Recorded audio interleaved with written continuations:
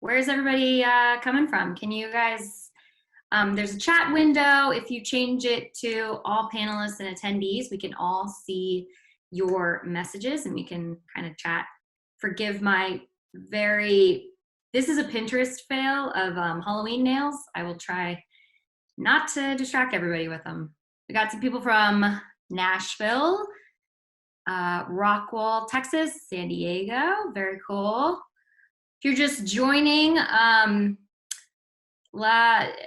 out the chat window. Make sure you change it to all panelists and attendees so we can all chat together, and let me know where you're from before we get started. Iowa, Kansas, okay, Florida. Got a couple people from Texas. Hello, Rick from Massachusetts. Oh, what time is it in the UK? Wow, you either are up very early or very late for this. Either way, I'm appreciative. Cool. Just, I guess, a couple things I'm going to point out before I get started. There is a Q&A pod. I'm going to do a pretty, a decent length Q&A at the end. So if you want your questions answered by me, make sure you leave your questions in the Q&A pod and not the chat, because I'm going to be monitoring. I'm going to be pulling questions from the Q&A pod. But feel free to use the chat to, talk to each other, comment, leave, whatever it is that you want me to see. All right, well, let's get started. I'm going to share my screen. Ooh. Oh, this is premature sound effect. Ooh, there we go. Okay. Okay. Well, let's see. I'm going to go over, well, first of all, thank you. Emily is so much better at this. Welcome and thank you for joining me for some of my editing tips for my comedy videos. Definitely should point out that I am not a professional editor. I use terms that make sense to me. I edit in a way that makes sense and is easy for me. So yeah, I think editing can be crucial when it comes to making something funny, especially if you did not think it was very funny. So I'm gonna just kind of go through how I shoot and how I edit things that may not seem funny and how I potentially can make them funny with some good little editing tricks. I guess we'll just go through it. Again, if you're just joining, make sure you leave your questions in the question pod and I will go through and answer some of those at the end, okay? All right, so just a quick overview. I will kind of chat a little bit about who I am, my background in comedy and being a, internet creator. I'll talk a little bit about how I shoot, which is primarily vertical at this point. Maybe some of the benefits of shooting vertical versus horizontal. I will go through some of my just go-to, everything that I edit, I do a couple things the same. And then if it's scripted or unscripted, I have kind of different, techniques or tricks that I like to use for those kind of two different buckets. And I'm going to show you two of my most viral videos from 2020 and kind of point out some of the, I think, editing tricks in those two videos, and then I'll show you how to edit, how I edited those little tricks for those two most popular videos. And then at the end, we'll do a pretty hefty Q&A. So again, make sure that you're leaving your questions in the question and answer pod, and we'll just go ahead and get started. Sweet. I don't know what to do with my hands. Usually there's a white claw in this one. So expect a lot of gesticulating. I also love using really big words that no one would expect me to use. Okay, anyway, here we go. So my background, I've been basically making internet videos for about 8 years. I studied screenwriting and media production in college, so I did get some editing training in college, some pretty basic editing training, and then have been able to just put that to use ever since. I have, about 780,000 followers, mainly on Facebook, Instagram, and TikTok. And honestly, about 500,000 of those happened in quarantine. So the last 7 months, my followers have jumped, and a lot of that is because of my video success and consistency and that kind of stuff. But yeah, those are the 3 platforms that I mostly focus on and have seen the most success on personally. With about like 115 million video views. Most of that probably I would say is Facebook, and then Instagram, IGTV, and then TikTok. Out of all of the videos that I personally made, that I created, that I now have 42 that are over 1 million views. I like to kind of use, 1 million as my personal like success metric. I wouldn't necessarily say 1 million is viral, but I think like that's a pretty good substantial amount. And generally that happens most frequently on Facebook for me. I focus on lifestyle comedy, which is a lot of like basic girl humor, which allows me to kind of do comedy that's infused with like, whether it's beauty or fashion, a lot of now drinking humor, and relationship humor, which is, I get to do a lot of fun stuff with my husband and kind of showcase funny, weird things that happen in everyone's relationship. And a lot of them I like to kind of flip on their head. Like my husband is the one who does all the laundry, and that is very true. So, and then, yeah, I this year have kind of taken on this title of that white claw girl. So I see a lot of comments in my videos that are like, oh, this is the girl who, did how many White Claws to 0.08. I think that was a really big jumping off point for my success this year. So I'll take it, White Claw probably doesn't like that I'm called that, but that's not my problem. Okay, so shooting for vertical. Okay, so prior to quarantine, I was primarily shooting on the Canon, on a DSLR, Canon 80D. I was using wireless lavs. It's a much bigger production when you have to use a bigger camera and audio equipment. I was also doing all those things without an extra human. Audio is its own job. Filming is its own job. And prior to 2020, my husband, I was using him a lot to help me shoot. And because you have to he had to monitor the DSLR and make sure things, I don't know. It was beautiful. The videos that I was making, they were beautiful, but a lot harder to do consistently because it takes so much more time. You have to stop down every time you want to change the lighting or the room. Autofocus, it's not super quick to respond. So it was a lot harder to do videos weekly or twice a week with the big expensive production equipment. Now, in April, I did how many drinks to 0.08, how many White Claws to 0.08, and I shot that on my iPhone, the iPhone 11 Pro. I shot it on selfie mode because my husband was working and I didn't have anyone to help me with my camera. So I just, set it up in my kitchen, which has a long depth of field, and then kind of tried to play with, moving in and out, like moving forward and backward in the frame to feel like there was a lot of camera movement, even though there was none.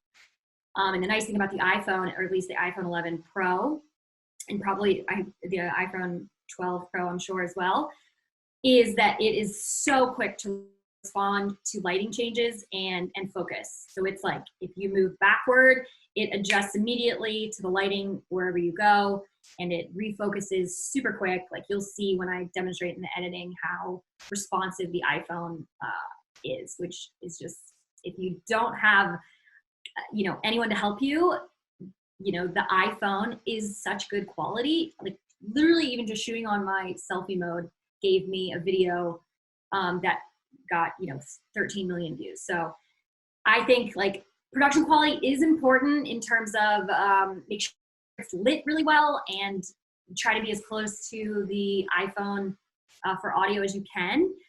But I don't necessarily think like you need this big expensive rig. I think it's more important to just make stuff and make it consistently. And if shooting on an iPhone is the way that makes it easier for you, then that is, that's the way to go. So I have pretty much consistently in the last 7 months only been filming on my iPhone now. I haven't, my poor Canon 80D and expensive lenses have not been touched. They're just chilling, they're napping. They're waiting for this year to be over, like most of us. And then as far as like why I shoot vertically, you know, my type of content, which is comedy, relatable comedy, I find it really hinges, the success of those videos hinges on people being able to share them and tag their friends. And I have found that more people share my type of content on Facebook and Instagram than YouTube. So when I was originally trying to film horizontally, you know, the traditional 16:9 ratio, I would then, because I was like, well, you know, I could shoot horizontally and then go in and crop for vertical or square, you know, the 9:16, which is for IGTV and TikTok, and then the 4:5, which is like an elongated square for Facebook. But I found that, like, you know, when you shoot horizontally, you're not really paying attention to what's going to get cropped out. So I was like, why am I making that the priority? Why am I trying to shoot horizontally when YouTube is an afterthought for me? So it was like, let me shoot vertically and then put the 4:5 ratio videos on YouTube if I want to, instead of the other way around. And so once I started shooting vertically, which in the iPhone, you shoot, you know, straight up and down, and what you see in your shot is exactly what's going to be there when you edit. Makes it really easy, especially when you have two people in a shot, because you can see if they're cut off. And in horizontal, it's not as easy to tell what's going to get cropped out.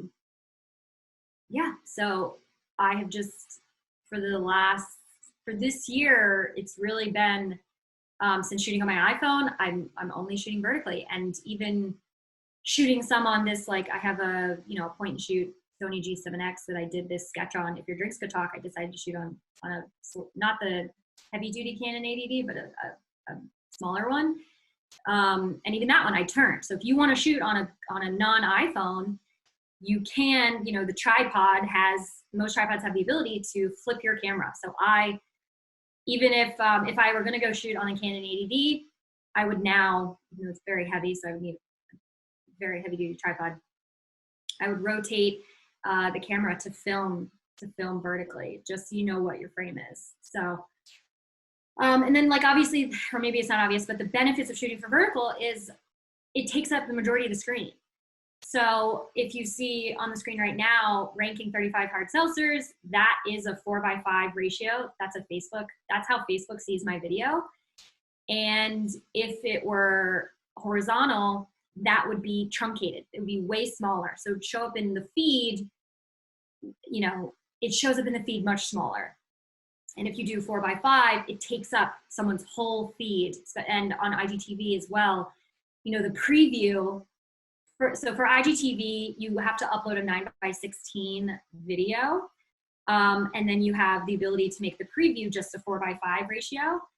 And again, when you're scrolling through Instagram, the 4:5, I do this for my photos too. I always, instead of doing square photos, I always make my photos 4:5 in Instagram because it takes up the full length of someone's feed and they're potentially more likely to stop. So really, I think it's more attention grabbing. So if your platform is Facebook, TikTok, Instagram, you should be shooting vertically. If your platform's YouTube, shoot horizontally and then definitely crop in for those other platforms. But I only shoot vertical because that's where most of my stuff goes, is on those vertical platforms. Yeah, and then as far as like shooting on your own, like the iPhone really makes it easy to shoot on your own because you shoot in selfie mode. You can see that you're constantly in focus, that your lighting is good. You can see what your frame is. It really cuts down on needing a camera person. And I'll kind of go over, you know, how to really amp up the comedy when you don't have a cameraman to do those like awesome zoom in and zoom outs that you'll see a lot of really good sketch comedian video makers. There's no what is the term? Medium video maker, I don't know. So I'll show you kind of how I kind of try to keep up with those people who have cameramen to make their stuff look like, I call it the Parks and Rec or the Office effect. Yeah, I'll show you kind of how I make it so you can't really tell that no, I'm literally doing everything myself. Okay.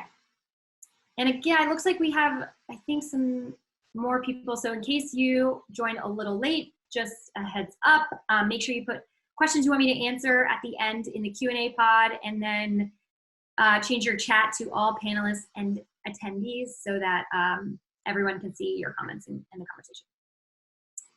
Moving right along.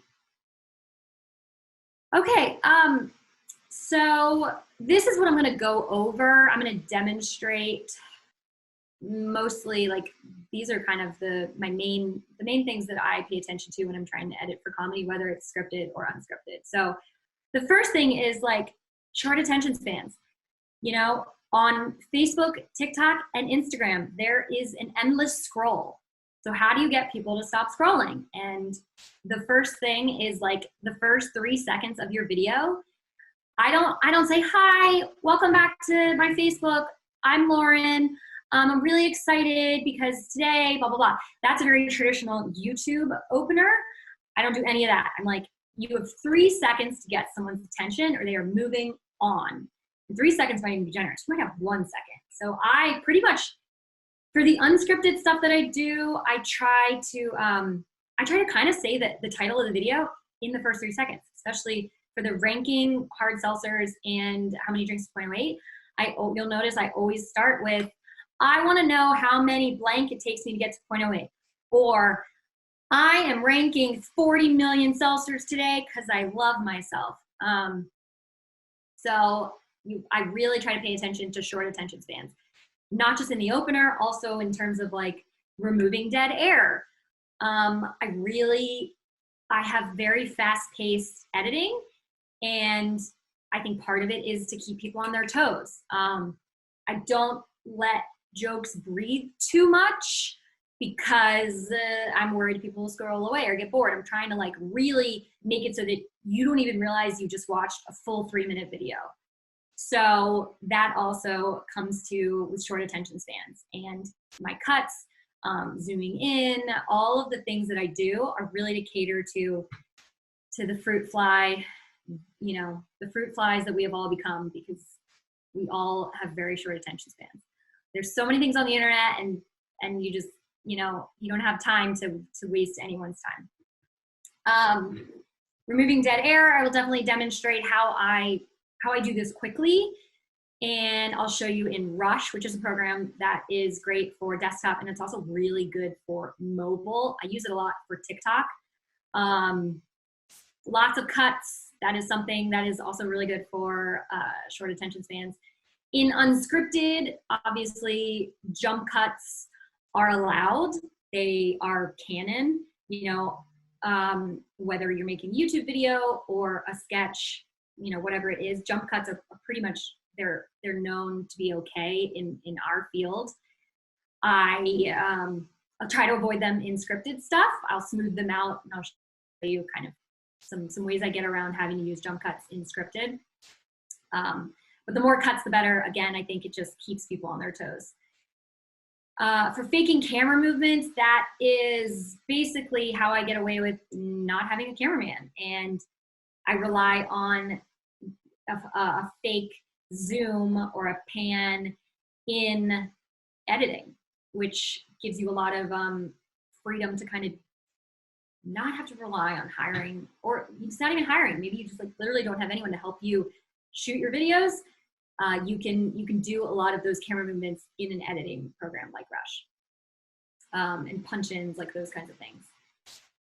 For close and wide shots, I definitely, the closer the better. I think it's really important. I think closer, up close things of people's faces or what it is you're talking about, if it's a salsa or recipe, whatever it is you're doing. Close-ups are great because, again, if someone's looking at on their phone, everything I shoot, I'm assuming people are watching on their phone. And so if they're looking at their phone, you want to make sure that it's the close-up shots are just more captivating. I only really do wide if it's to establish a bigger scene, or I maybe have to fit my husband into the shot, but even then it's like more of a medium close-up. And then for joke timing as well, kind of like when to use a punch-in, like how I do some like cutaways in the middle of a line that I think help with some comedy, and using sound cues and audio soundtracks, like those types of things, to amp up the comedy as well. So those are some of the things that I'm going to be demonstrating in Rush. And so now let's see. I'm going to do a video example, and then I'm going to show you how I edited a certain part of that video. So let's do, let me get rid of the screen here. First, we're going to do, I'm just going to show you about maybe like 45 seconds of this one. So this is the first video I did in April that really kind of changed the trajectory for my uploads and the content that I was focusing on. I really wasn't doing any unscripted up until this video. I was doing primarily sketch, or like scripted. And then I did this one, and when I was shooting it, I didn't feel super funny, but in the edit, I was able to like obviously make it, I think, much, much funnier, which is the beauty and the brilliance of editing. Editing is like just a saving grace. So just in case nobody knows what this video is, basically I just, you know, drank a bunch of White Claws and breathalyzed and timed myself. And a lot of the editing technique that developed because of this video was me trying to like you'll notice I do some speed ramping. I speed up the parts where I'm drinking because I was afraid that people were not going to believe that I actually drank the White Claw. So I wanted to make sure that I included footage of me drinking to prove that I actually did it. And then I was able to make it kind of a funny quirk of the video and do it for all the other episodes. I ended up doing this for a bunch of different types of alcohol as well. So go ahead, just pay attention to, you know, there's like very little dead air, meaning there's like no pauses, there's lots of cuts. I'm moving in and out of frame. So I'm coming, it just gives you, it feels like there's a lot of camera movement, but there is none. So, and then there's a little, a beat with my dog that I'm going to show you, kind of a little hack for that. But okay, here we go. I want to see how many White Claws it takes me to get to a BAC of 0.08. I'm going to drink a bunch of these, and then I'm going to breathalyze and hope I don't buy anything online that I don't need. Oh, it tastes so good. Oh God, there's so much carbonation. Almost done. Okay, first White Claw, down, crushed. Okay, now I'm going to set a timer for 15 minutes before I breathalyze. Okay, it's been 15 minutes. After one White Claw, I am 0.01. Time for another one. All right. I'm slowing down. So close. Okay, 2 down. Number 3. Did you just fart? Okay, So, yeah, let's go ahead and jump into Rush. Okay, so that video was shot on the iPhone 11 Pro in selfie mode, and that got 13 million views. It's crazy. It probably took me an hour and a half to shoot, maybe 8 hours to edit, which is 50% less time than anything I've done that's scripted, you know. So yeah, that was pretty awesome. So so I've just opened up Rush on desktop just because it's bigger, but this is also really good on mobile. The functionality of Rush is basically all I personally need, which is I need to string a bunch of clips together. I need to cut out any like pauses for dead air. I need to speed ramp, which is either speeding up the footage or slowing down the footage. Adding music, you can do all of that in Rush on mobile as well, but I'm just gonna show you on the desktop because it's bigger. So I kind of have a timeline that I've set out here just to show you guys how unfunny I am in the majority of this footage. One thing, so kind of how I like to edit is I will, especially in these videos where there's a lot of not talking, what I'll do is expand the audio. So then I can quickly see, oh, look, there's a bunch of talking here. Okay, I can trim out, zoom in, you know, I can quickly trim out, I can go right here and say, okay, cool, I know I'm done talking. So what I will do, after I do a line cut of, here are all the pieces I know I wanna include, then I will go through and chop out all the dead air and get it as short as I can. And it's kind of what I aim for is 3 minutes, because that is the minimum length to put an ad on a Facebook video. And so that's just become my, everything is 3 minutes. So, cool. So what I'm gonna do is just kind of show, so let's see. I wanna see how many White Claws it takes me to get to a BAC of 0.08. So I'm gonna drink a bunch of these, and then I'm gonna breathalyze with my backtrack, and see, I'm just like chilling, trying to think of something funny. That's it. And hope I don't buy anything online that I don't need. Yeah. So I'm gonna cut simple cuts. I'm just gonna, I already know I don't want any of this. And hope. And I know I want that. So I'm just gonna come in here and trim that out real quick. There were some like, I know it's like super minimal, but I would even go in and zoom in even further and be like, okay, I took like a half breath here. Cut it out. It's got to go. You know, I just want it to be as tight as possible, especially if you have a lot you need to cram into 3 minutes. So I would come in here and using the expanded audio, I can quickly cut out even more dead air. Let's see, so you can see where the audio is like lower. I might. Because it takes me to get to a BAC of 0.08. So. And then this looks like a pause, so that's gotta go. We don't want her. Bye. Okay. And I see another one over here. And then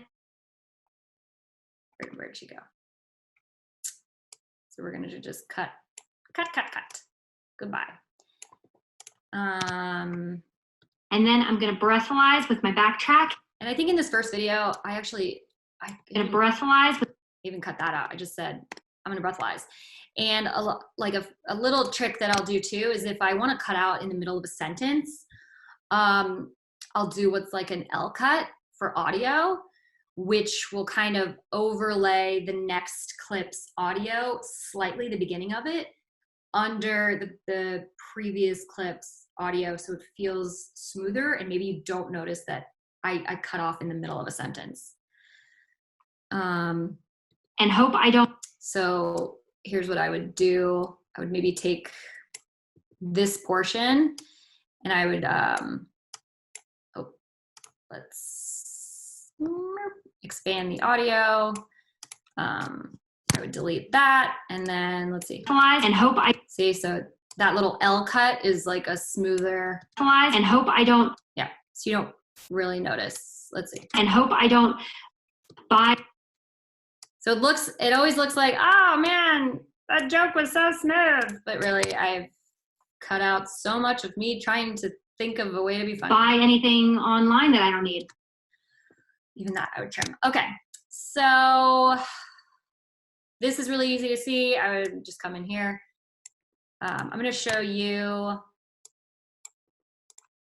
let's get out of here. I'm going to show you kind of just how I speed things up too.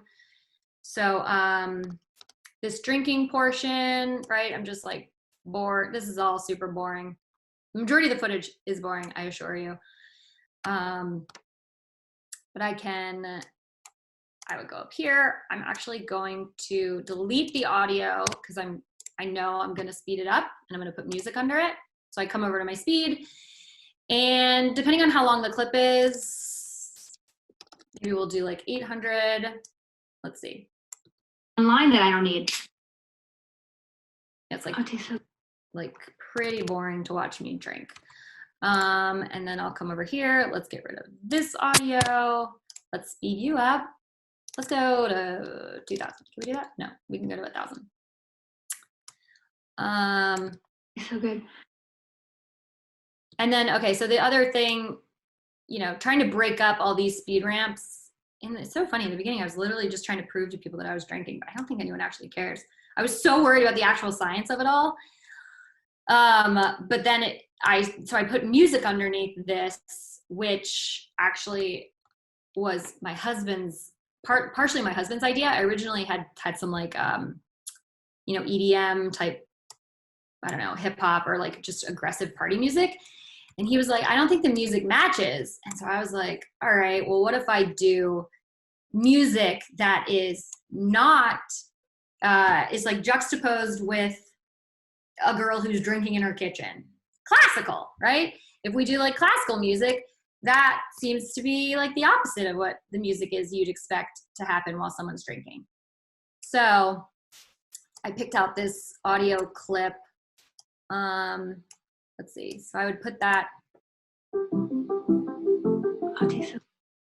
Actually, I think that might be, yeah. And then what I like to actually do is quickly cut the music off. So I will cut right before there's a line. So it'll be like, okay, music while there's this speed ramp and I'm drinking, and then abruptly a quick little funny joke, and then back to the music, and then another joke, and then back to the music. So it would look something like this. Oh, it tastes so good. And then just trying to really be cognizant of like how long this is going on for. So that's, let me show you, I want to get to the other one too. I want to make sure we have enough time for a Q&A. So quickly, I'm going to go to the end where my dog comes in. So this is fun with vertical. If you have a dog and he ends up doing silly things in the bottom of your frame, if you shoot horizontally, you're going to miss it. If you shoot horizontally or vertically, I get everything that happens on the floor. So my dog in this one scene, he like came in and I think he crop dusted me. So I was like, what can I do? You can hide so much more in vertical. So here's the part where I think he actually crop dusted me right here. And I don't notice it till right there. Did you just fart? Okay, so what I ended up doing, I'm gonna cut all this out. What I ended up doing is going through the footage when he comes back, and he did this really cute moment where he like goes through my legs. And so I was like, all right, let's fake this, you know, and let's pull this over here right after I say, did you just fart? And then we go right to him being super cute and add a sound cue, punch in and do black and white, which is one of the things I really like to do is this like OG thug, it's like this meme from years ago. So what I would do is come over here. We're gonna zoom in onto Puppy. Where is he? I would go in even more, honestly. Let's really get him in there. He's so cute. Sorry, I could get lost in his cuteness. And then I put a black and white filter over it. You could just do, you could just turn all the saturation down. And then let's get rid of this audio. I'm gonna bring this little sound cue in, and it should look something like this. Let's see. Let's cut this, make sure it starts in the right spot. Okay. Did you just fart? Oh, okay. Let's see, let's get that even tighter. Yoink. And then I think actually with this one, I had to find a better part of the music. Let's see where it is. Yoink. I do that all the time. I do like really hacky music editing, but nobody can tell. So honestly, what I'll do is I'll look for drops in the music track and the audio right there. I'll look for a part where it's really low, and then you can see kind of where the beat drops, and that's where I tend to like, or something that's building. I kind of go straight for that when I'm looking at sounds. So that right there is what I ended up using. So let's bring this over here and see what that looks like. Okay. So Just fart. oh, and then we slow him down a little bit because dogs should be in slow-mo, obviously. Let's do about like, let's do 30. See how that looks. Did you just fart? Okay, so he took too long. We gotta see his face. Let's move this to right here. For that. Fart? Yeah, and then, you know, get out of a joke quickly as well. So I think the joke has been made, let's move on. Fart? And you just keep going. Okay, so if you have any questions about that, leave it in the Q&A pod and I'll come back, but I wanna make sure I leave time to quickly.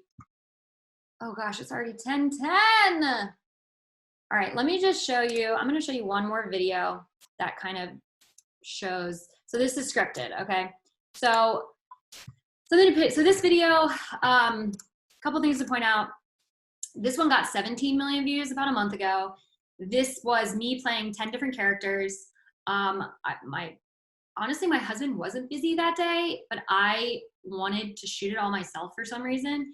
And so for this one, I actually grabbed this Sony G7X, which is like a vlog type camera. It's pretty small, but it does have the viewfinder that flips around. And so I ended up just setting up all these shots. And when you shoot vertical, you don't have to worry about. So I guess for reference, in this video, I played all the 10 characters. And to make it seem like we were all in the same room, I really had to make sure my shots were super tight. And with vertical, you can't tell that I'm not actually next to anybody. So this, I think the verticalness of this video really helped sell that all these characters are in one room together. And if you don't know anything about this video, it's basically like me, Loryn is trying to decide what to drink, and all of a sudden life-size versions of her drink options are like bombarding her, trying to get her to pick them.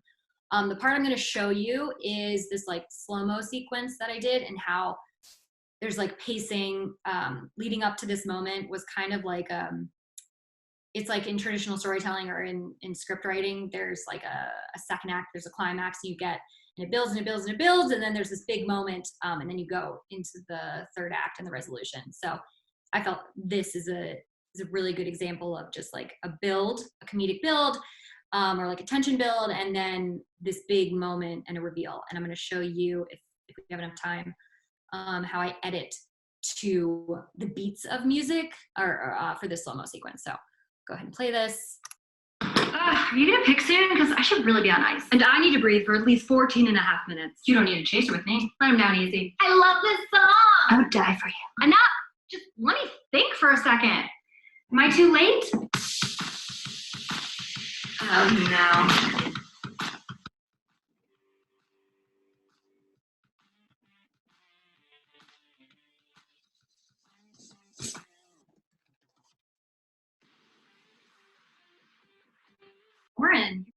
Okay. So let's open up Rush here. I'm gonna go to my other project. Okay, so this one, just really quickly, I did shoot, since I didn't shoot this on an iPhone, I shot it on a G7X, and I had to turn the camera. So when you do that, you just have to rotate all your footage when you bring it into your editing program like Rush. So it's pretty simple. What I actually, let's see, so it's usually, I want to say we just rotate it 90 degrees, and then I will kind of scale out. But as you can see, so the footage is a complete rectangle. I shot it on G7X and turned it. So it's similar to just shooting on an iPhone in terms of like what the screen sees. So that's that. Let's see. This slow-mo footage, I shot this on an iPhone because you can shoot up to 240 frames per second with the iPhone, and the G7X and maybe even the Canon only go up to like 64 or whatever that math is. So the iPhone's just really good for filming slow motion. So I did do an iPhone for this part. And what I'll usually do is I'll pick a song first. If I'm trying to edit to music, I'll pick a song and then I'll lay that in there and kind of adjust the clips to some parts will happen on a beat, but not all. So for this one, my music, what did I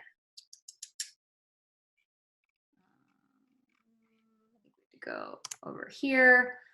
For this one too, I definitely used 2 parts of the song to get exactly what I wanted. It's like, what's that called? Oh, I can't remember right now. Let's see, is this my song? So I'll probably use maybe like 15 seconds of the opener. And then another part, I think if you can see where it kind of drops.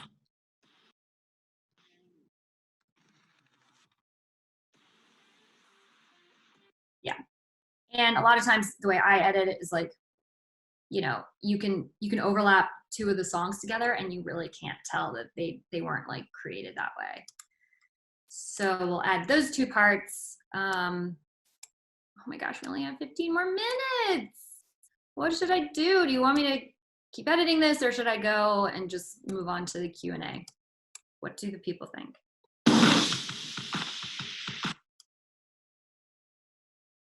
Keep editing. Q&A. Keep editing. Okay. Well, maybe let's do 5 more minutes. 5 more minutes. Q&A. Q&A. Ah, crap. Watching the edits is very helpful. All right. I'll do 5 more minutes of this slow-mo sequence, and then I'll move on to the Q&A, I promise. Okay. All right. So I'm going to zoom in. Let's get rid of this. I don't need the audio from the slow-mo. So let's see, I know I want to start. So this was supposed to be a big reveal. It's like, who is coming around the corner?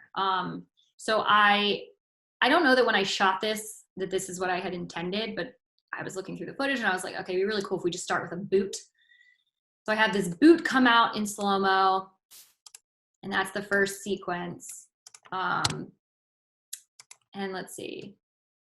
All right, so I wait till it hits the floor. And then I think I probably cut away to a reaction shot of Loryn. We gotta flip her. So we're gonna rotate, zoom out a little bit. Oh, the other thing in Rush that's really awesome is, so right now I'm editing in 4:5, but it's so easy to edit it automatically resizes it to 9:16 for Instagram, or even 16:9, for YouTube. But let's go back to 4:5. Okay. So in this, I had like 100 reaction shots, just trying to figure out which one I like the most. And then I think I just slowed them down. So I think we'll start here. I think I just wanted a mouth drop, something like that. I mean, I look insane. See, not funny until you edit it. We'll cut that out, and then maybe we'll slow this down to 50. Let's try. Yeah, and then I'll probably cut away before I make this weird thing I do with my eyes. So let's put that after the boot. So we go boot, which maybe, and I would even maybe even start in on her mouth already opening a little bit, like get rid of that audio. Okay, then we go, I think we go back to the boot. Let's see, what would I want to show? I would probably show her coming around the corner, right? So maybe I would go here. And you get another foot placement. I don't know why, I just like editing to like motion cues. So if like her boot touches right there, I would want a beat to hit right there. Probably all I'm gonna do for boot. Let's get out of the boot. And then I think we had a couple more reactions. For comedy purposes, I would start with like the more normal reactions, and then we get up to the weirder ones like Rosé. So like Rosé is the weirdest character I've ever played. Nope, what am I gonna do? We're gonna go to 90. Here she is. She's just making weird faces. Okay. And then in slow-mo, so all I do is look to the left, and I know if I slow it down, it'll be even funnier. And you can hear my husband helping me with this one. Get rid of that audio. Let's just slow this down really quick so you can see. Let's go to 30 and see what happens. Yeah, I think this gets a good, I always use my husband to like check for things that are funny, and I think he laughs at this every time. Okay, so we're gonna move Rosé. So like I'm not gonna edit all the reactions, but I definitely think like the idea, you'll notice if I pull up the other video, if your drinks could talk, you'll notice that I like, so the reactions to her walking out get like weirder and weirder, right? So she's mad, and then White Claw's mad, Fireball's mad, and then Rosé is just weird as heck, and then it's done. So that was kind of, I think, again, I didn't know I was going to do that until I got into the edit and had shots to play with. Okay, so we have Rosé, probably not where she's supposed to be, but slow-mo reaction shots as an archetype seem really smart, but slow-mo for mouth open could work for eyebrow raise, for confusion, for all sorts of higher and complicated reactions. Yeah, totally. I think slow-mo music cues are huge for comedy. Maybe they're overdone, but I love them. They get me every time. Let's see. So I'm gonna come out here. Oh, one thing I'm gonna point out really quickly, and then we'll move on to a Q&A.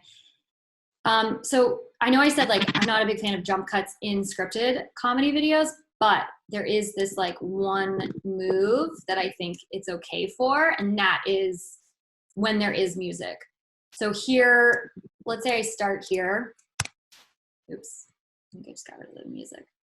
You need to chill, music track. Okay, I'm gonna cut here.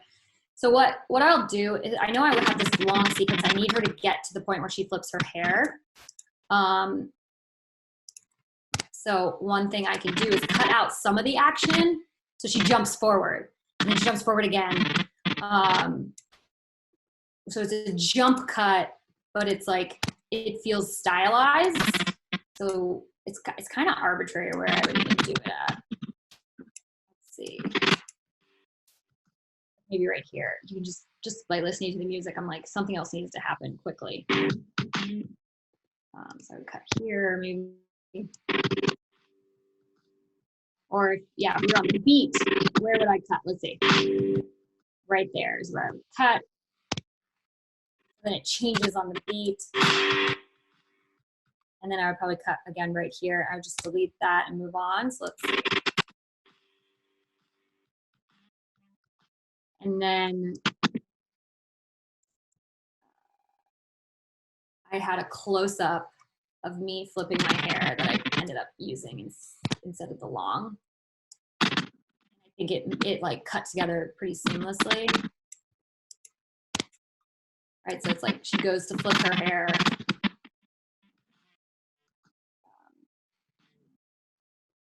So, and then really quickly, I'll show you how I kind of seamed those little two moments in the music together. Okay. So I have this part I know I want to be the big, like, when she flips her hair, I want it to be this big buildup. So let's see, what does that sound like? Yeah. Okay, so I know I want that to happen right here when she flips her hair. So I'm gonna line up, if you look at the music track, oh, let's get out of here. So if you look at where the music, clearly the beat drops right there. So I'm gonna line up those two clips so that when she flips her hair, it's this build, and then she flips. And then as far as like lining up the track from over here, I'll just do like this. And sometimes you can even like fade it out slightly. I have to fine tune this, but it's pretty easy to play with and make it sound like it was intentional.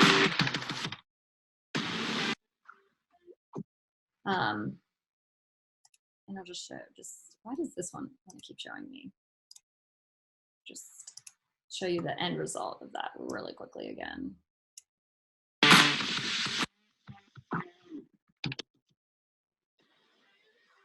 Okay, so those were that audio, those were two different parts of the song, and then it lined up super seamlessly.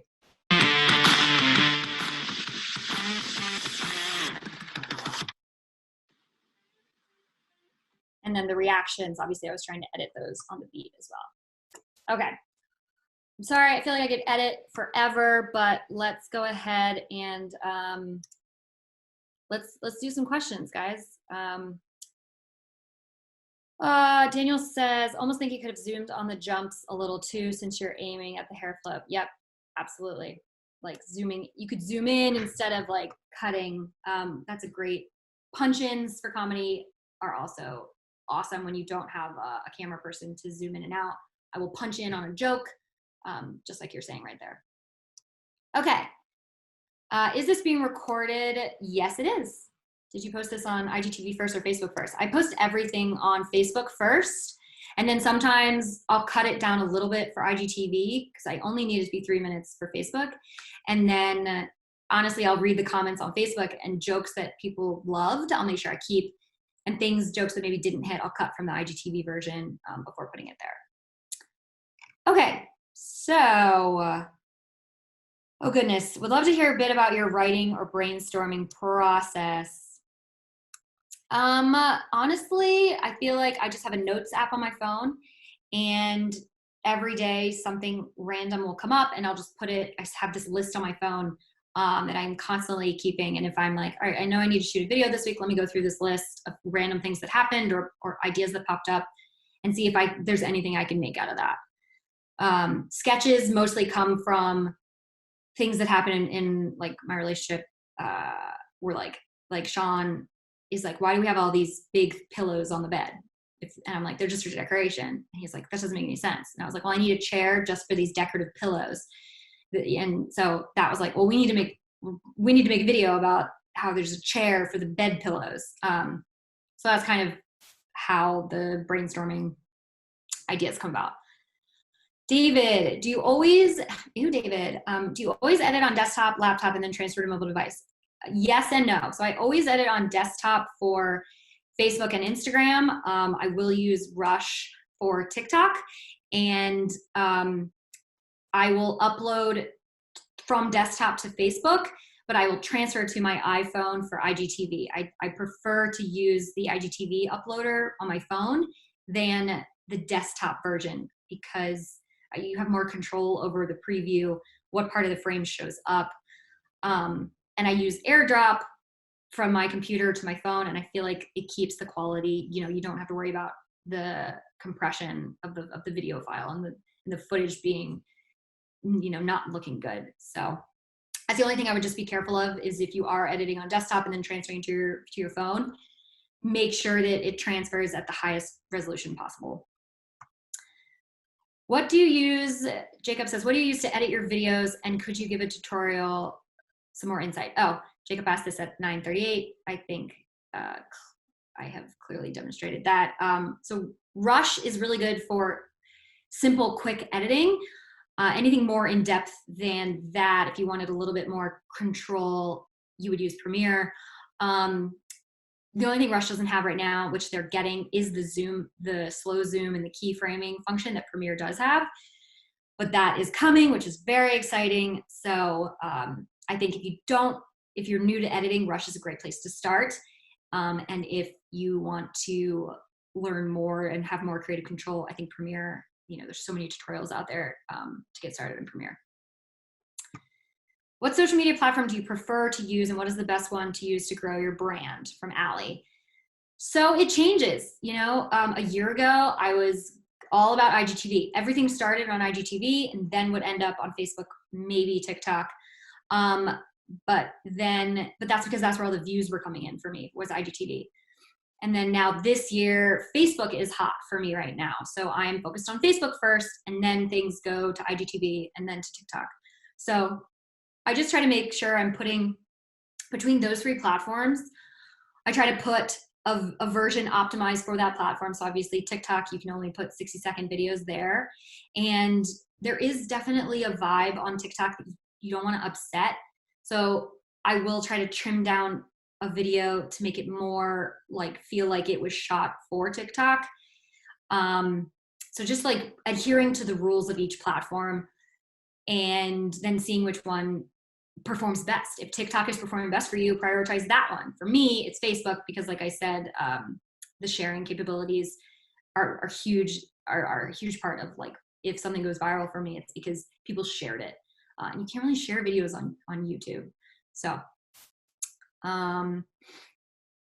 Allie, do you recommend engaging a lot with your followers? Absolutely. Oh my gosh, yes. Actually, so I've read, you know, so I don't know if Facebook is the same way, but definitely on, you know, the funny thing is I'll get trolls and they'll be like, I hate this, why am I seeing it? And I'm like, you are just so dumb, because guess what? You just told the algorithm that you like this content and they should show you more of it. If a viewer engages with a piece of content, Facebook and Instagram and TikTok are, if you hover longer, if you turn the audio on or off, if you look at see more, even if you don't comment or like it, the algorithm is picking up your behavior and is going to show you more of their stuff next time. So it's hilarious, because trolls are just volunteering to get more of my content served to them by trolling me. But on the other end of that is, if you reply to comments specifically on Instagram, I'm sure Facebook is the same way, but I know for sure on Instagram says, oh, this person is having a meaningful conversation. I'm going to make sure that this person is served her content next time because they have had a dialogue. Same thing with, I try to reply to messages if I can, or it warrants a response, like questions, that kind of thing. And the algorithm will just say, hey, these people are having a meaningful discussion. That's a good sign that we showed them something, we should show them again. So yes, absolutely, engage with your followers as much as you can. Yeah. David, in your opinion, is iPhone 12 Pro vitally better than iPhone 11 Pro for what you do? I just got the 12 Pro, or well, my husband got it first. The quality of the footage, so I haven't tested the iPhone lens, but we shot the pumpkin keg video, some portions of that with the iPhone 12. It is gorgeous. Like, it is so clear. But that being said, I think 11 Pro is also phenomenal. I think between the two, the lenses, the camera capability of those two phones is amazing. And it's like $1,000. It's not like you're buying a cheap, that's more expensive than some cameras. So I think like it's totally acceptable to shoot content on the iPhone 11 and 12 Pro because their cameras are so good. But I think 11 Pro is just fine. Everything I've shot up to this point has been on the 11. So, Allie, coming from someone who's just starting to get into videography, do you recommend any video editing apps? Yep, Rush is like, you got to get Rush. I think it is so intuitive for the kind of stuff that you're going to need to use editing for. Premiere has a lot more flexibility and creativity, but that's like what a lot of TV and film, editors use. You don't necessarily need all those capabilities. Andy, with your 3-second hooks, what have you seen be successful and or not so successful?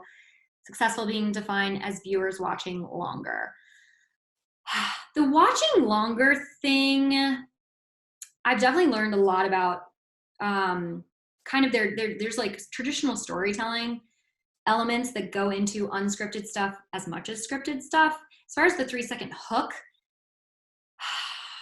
it's hard to really say that is what is making or breaking that particular video. I think that gets people to watch, but then I really need people, I think watch time helps the algorithm serve it to more people. So it's like you gotta hook them and then you gotta make them watch longer. And what I've really noticed is, so montage-y type videos for me, like I did 10 phases of Pumpkin Spice Summer. That one didn't monetize as well. It may have had 1 million views, but it did not monetize as well as something else with 1 million views because the 1-minute views were lower, which is where the ad happens. So that shows me that people watched for 30 seconds, maybe got the gist of the video and then moved on and didn't watch through the ad. What really monetizes well is things with long watch time where you can't, you need to keep watching to figure out what happens. So how many drinks to 0.08?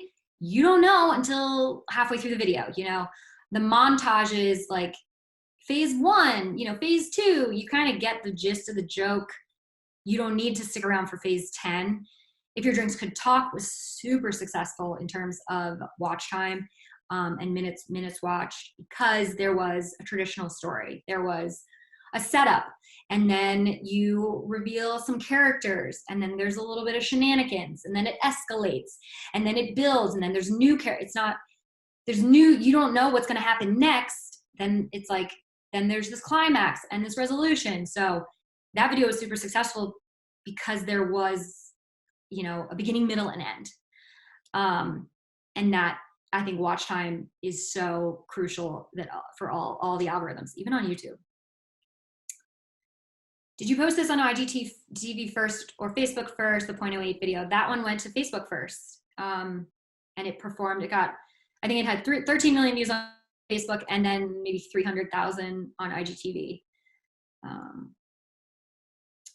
How long does it take you to write your script, film, and edit one of your videos? From Lucy.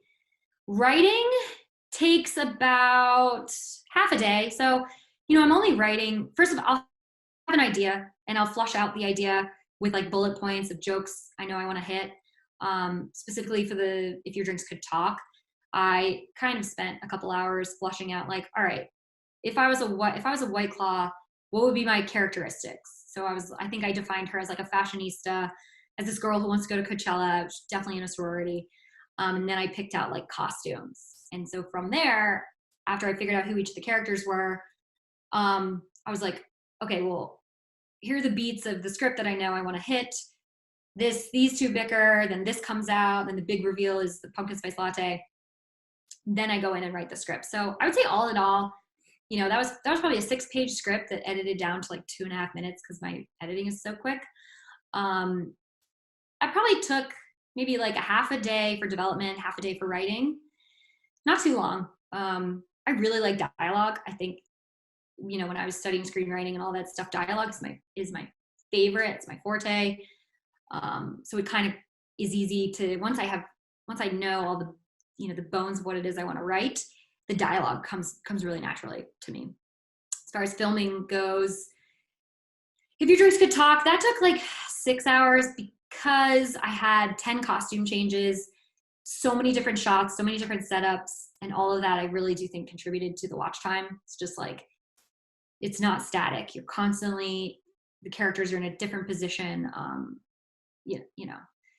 And then editing, usually I can edit a full video in a day. If I'm really struggling with like how to make it funny and punch it up, I'll leave it and come back in the morning and maybe edit for a few more hours. But editing, because I'm only making 3-minute videos, really, it rarely takes me longer than a day to edit. Leah, how many minutes is your raw audio before you edit? Guessing you probably mean like video, raw video. Okay, so scripted stuff, my footage is, there's way less of it because I'm just like, let me say this line 5 ways and move on. With How Many Drinks to 0.08, I'm like filming myself drink while I'm like, you know, also waiting for the 15 minutes. So the footage for How Many Drinks to 0.08 is probably like maybe like an hour worth of footage. But the nice thing is I can easily pinpoint the parts where I'm speaking and ignore any of the other fluff. It's really easy to cut that out because it's not just an hour of talking. Yeah. Daniel, I want to know about the logistics of setting up this tutorial. How many times did you edit that first video because you're so fast and knew right where you were going?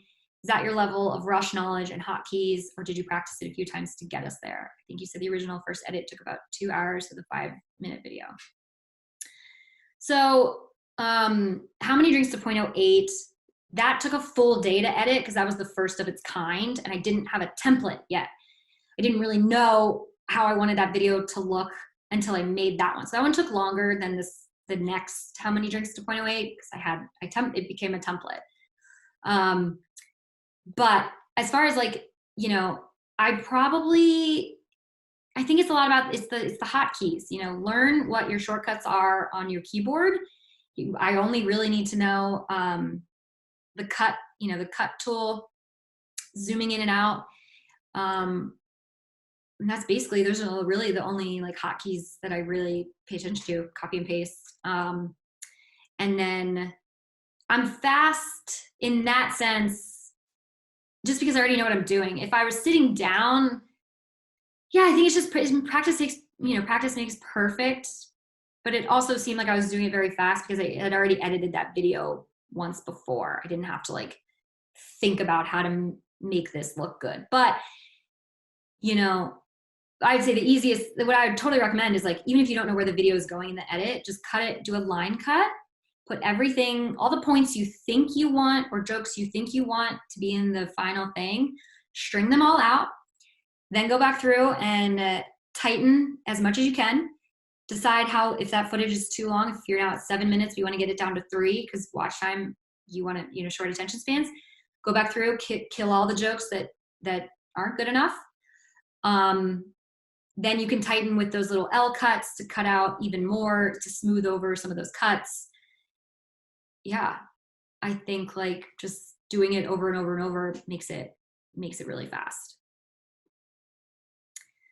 Leah, do you use slow motion feature when recording on the iPhone or slow it down when editing?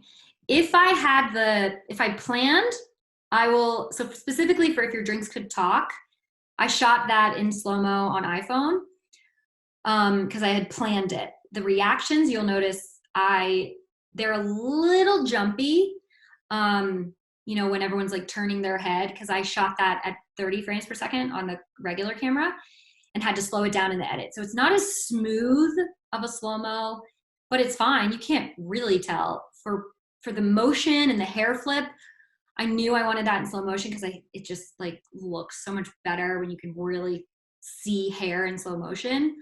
But if it's an afterthought, it's not a big deal to have to slow it down. Like I slowed down the dog in the edit. So some of both. Oh gosh, we have so many questions to get through. Let's see. Oh my goodness. Let me just see if there's anyone in.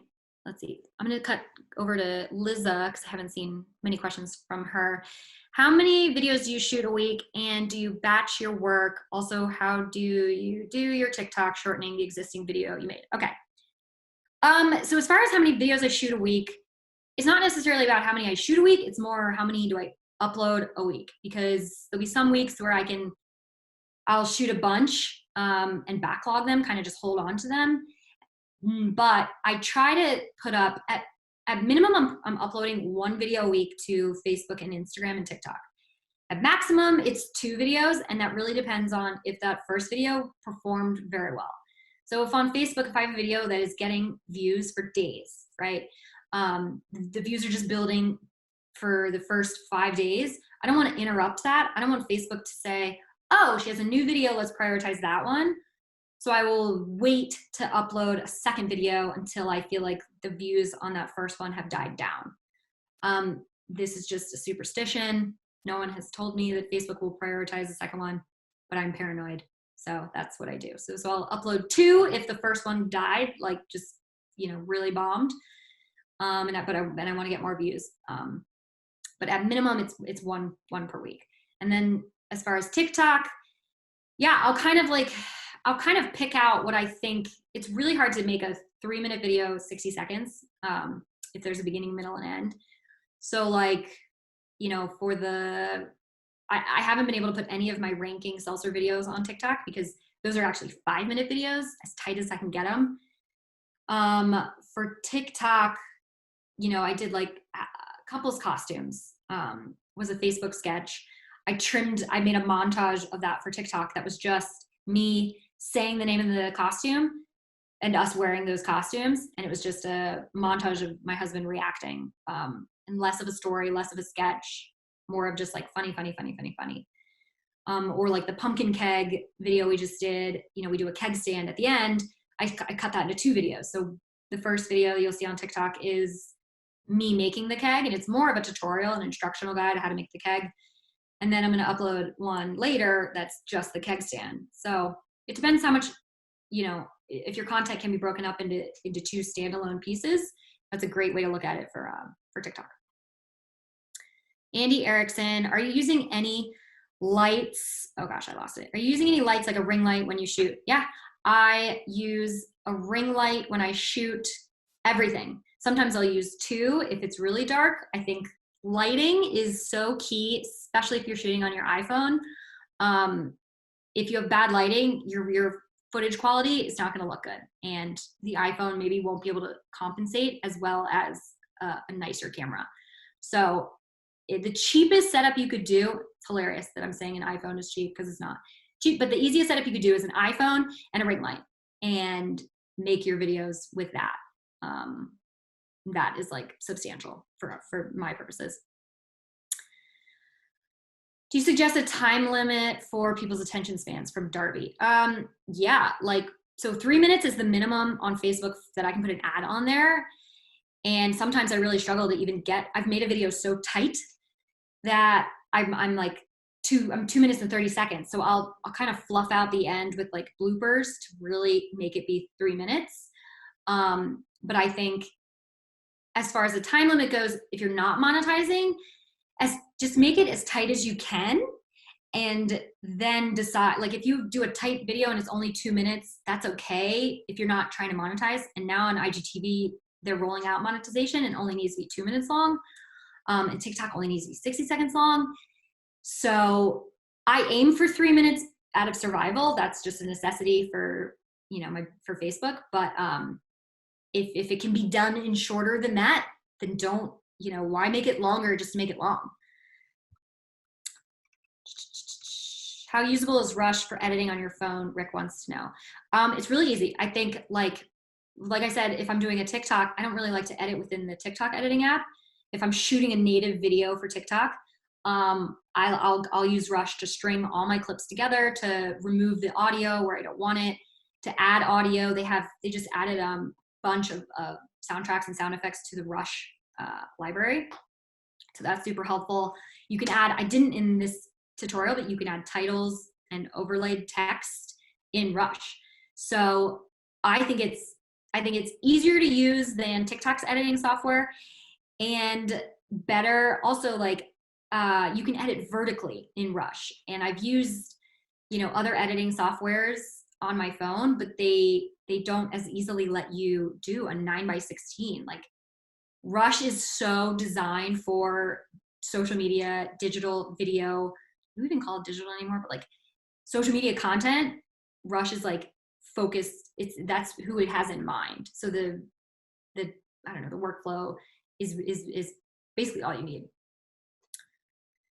What about Twitter? Oh, excellent stories. Twitter is tough. I don't really spend a lot of time there unless I want to be depressed. I haven't really put many videos up there.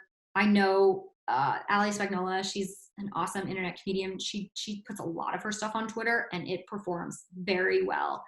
So I think Twitter is probably another instance of you got to short attention spans because there's endless scroll there, but I don't have a lot of experience with Twitter. Let's see. Lee, I haven't seen a question from you. Okay, speaking of audio, do you have any adjustments for ambient noise? Do you use the built-in mic on the camera or iPhone? Okay, for audio, what I do make sure is I'll turn off, all my AC, anything that makes noise. I try to make it as quiet as possible in my house, including my dog. Sometimes he has to like be put in the room because he has very loud toenails. I'll shut all the doors. I'll try to make it the best environment for shooting audio without external microphones. I have played around with using a mic that plugs into the iPhone, but I don't love the software that comes with it. I think you're safer just shooting audio straight using the audio recorded from the iPhone. I actually suspect that the iPhone audio is better for ambient noise than the G7X that I filmed on. And for the pumpkin keg video I did, because I had an iPhone set up for one angle and the G7X set up for the wide, I ended up actually syncing the two clips together and using the iPhone footage audio, even though I was using the G7X footage, because the iPhone audio is just really powerful, especially in selfie mode. I think, don't go so far away, stay close to where your microphone source is. And I really do not play around with editing out any sort of ambient. I'm just not knowledgeable in that. So I try to make it as clean as possible when I get into the edit. So I can like lower the levels, but I just try to make the environment super clean for audio. And it's worked. Like that has been perfectly fine. Did you notice Thea Cat. Okay. Did you notice a difference after Jennifer Aniston shared your video in terms of views, followers, and pressure? So much pressure. Yes. I definitely gained. So she shared my video on Instagram story. She shared my IGTV video to her story. That video was pretty successful before she shared it. So it had 800,000 views before she shared it. She shared it and it ended up with 3 million views, which is huge considering she shared it on her story. So, 3 million people, 2 million people clicked on her story, clicked on the video, then went and watched it. I gained about 30,000 followers from that. There's obviously like drop off, the next time I posted something. Jennifer Gardner randomly followed me because of it. So there is this weird pressure when you get a lot of followers to not lose them. But my thinking is just like, if I post one video and then I post another video that is not any different, this is what I do, like these are the types of videos I post, and you leave because of the second one, then I don't take it personally anymore because I'm not the type of content you're looking for. Like, I know exactly, I don't like do anything crazy. Everything I post is pretty much in line with who I am. So if you don't like this second video, you shouldn't be following me. So if you unfollow me, that's fine. But thankfully there really wasn't, if there was drop off at the same time, when stuff goes viral on Facebook for me, there is trickle over on Instagram. So it was really like, I've grown, I think I've gained like 25,000 followers with, since she shared that video on top of the 30,000 that she got. So I think it helped, but I don't think necessarily, I think it's like, can you do it again? It's consistency. And I think that helps more in the long run. Any tips or tricks for stress for just starting YouTube and first time recording myself? Ooh, just do it. Just do it. I think like, just remember that everything disappears. People aren't thinking about something that happened yesterday. So put up a video, and if no one watches it, doesn't matter, make a new one. Like, no one's gonna remember that you made a video yesterday and no one watched it. You know what I mean? Like, it's like, I say, like, don't be precious. Do I think everything I put up is the funniest I've ever done? No. But it's better to put it up than to not put it up. So I think like, just start and just do it is my advice. It's just like the internet is constantly, it's a revolving door of content. So like, if something fails, move on. No one cares. No one's thinking about it but you. Just move on. Okay. Emily, let me know if you need me to stop. We're over here. I just want to get through a couple more. Jessica, what do you suggest for a first timer, i.e. editing apps, skits, etc.? Editing apps, Rush, can't recommend enough. iPhone, I shoot in the iPhone video. I don't even use, like, I know they have certain Visco apps or whatever for shooting in that you can have more control over. I just shoot in I'm like, keep it simple, stupid. And then as far as skits go, I guess just figure out like what's real. So to me, all the videos I do are things that I'm interested in. I love Fireball. I love White Claw. I'm not pretending I know something about something I don't. So just like, what is genuine to you? And then also realize that anything you think is a weird quirk or you're embarrassed about, probably lean into that, because if I've learned anything, it's like, you know, a year ago I did this video about this armpit problem I was having, where I was trying to switch to natural deodorant, and I thought it was disgusting. I was embarrassed that I stunk, and I made a video about it, and it blew up. And all these people were like, oh, the same thing happened to me. So it's like, all these things that you think are embarrassing quirks, you should lean into, because it's going to be so relatable. If it happened to you, it's probably happening to so many other people. So yeah, I would just look at like, what is your brand? What are 5 things you love? Can you make a video about them? And then start paying attention to funny things. One funny thing could happen in your day, and you can make a whole video, a skit about it.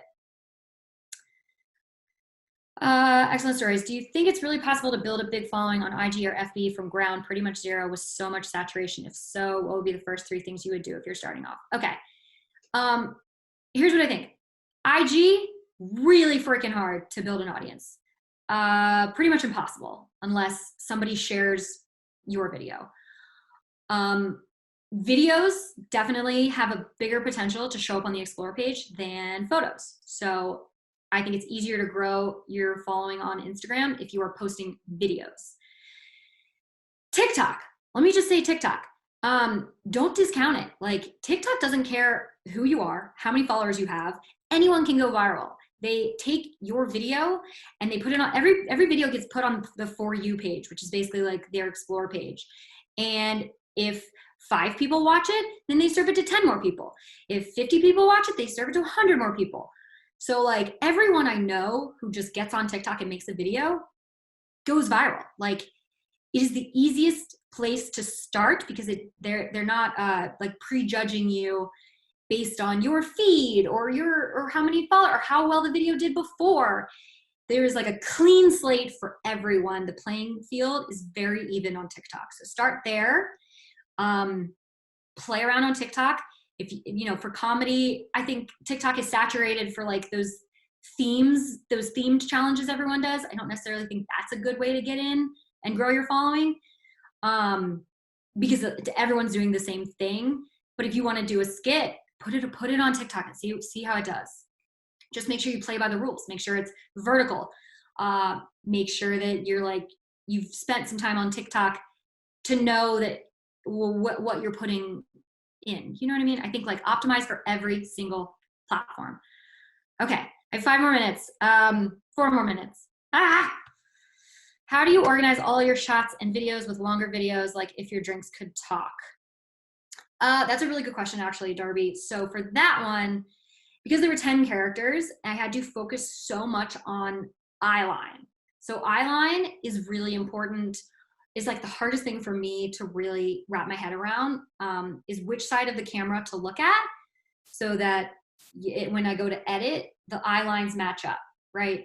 So for that one, I actually did a storyboard. I don't usually do a storyboard, but I did. And I was like, I mapped out where in the kitchen I wanted each character to speak from. So that way I always knew, okay, if White Claw is speaking to Fireball, she's looking that way. And if, you know, I really can't stress enough, if you're shooting on your own, how important eye lines are going to be to you. So in terms of organizing the shots, I definitely do that way more with sketches than unscripted stuff. But you don't necessarily have to if you have multiple characters. If you have 2 people in a scene, it's way easier to map out the eye line. You know, when my husband was helping me shoot, he would stand behind the camera and I would talk to him. So if I'm the camera right here, Sean would stand over here for our scene behind, and I would just talk right here. Then we'd flip it around and I would stand on this side of the camera for him and he would talk to me this way. So it's really just keeping track of eye lines. I can't stress the importance of that. Let's see. Lucy says, can you add animation or titles lower thirds on Rush? Yes, you can. There is a title function. I'll show, well, I guess I can't show you, but it's one of the first things. There's a little T on Rush. You'll see on the right-hand side of the screen. You can add titles and stuff there. Daniel says, how often are you trying things and being like, F, that didn't work, and an hour is wasted? Are you storyboarding the edit before you go to the edit? Okay. So the video that Jennifer Aniston shared, I thought was garbage. I filmed it and I was like, this is horrible. What am I gonna do with this? I waited days before I sat down to edit it because I was dreading it. I was like, I got too drunk. I don't want to put this on the internet. This didn't work. Like this is horrible. And so I really delayed editing it, and I finally got in the edit and put it together in a way that ended up being very comical. So yes, all the time. I'm constantly, I don't often leave a shoot and be like, I leave my kitchen. I don't often leave and be like, oh, that crushed that. No, I leave thinking, all right, the edit is I'm gonna be able to make this funny in the edit. And as far as storyboarding the edit, I don't storyboard. Like I said, I storyboarded the If Your Drinks Could Talk sketch just for eyeline purposes. But I don't really storyboard, but everything is sequential that I do, right? Even ranking 35 seltzers. Well, we start out, I know where I'm starting and I know where I'm ending. How many drinks point away? There's a logical sequence for those things. The sketches definitely helps to storyboard. I think we might lose everybody at 11. So thank you so much, everyone who came. This was awesome. I hope that it was helpful. I know I babble. I have a lot to say. I hope that you all got something out of this. I really appreciate you guys spending the time to be here. And thanks to Adobe and Rush and Emily. I love doing this for you guys. So hit me up on Instagram if you have any more editing questions. I'll try to answer some that I didn't have a chance to. So, okay, I can breathe now. Maybe have some more coffee. I don't think I need more coffee. All right. Bye, everybody.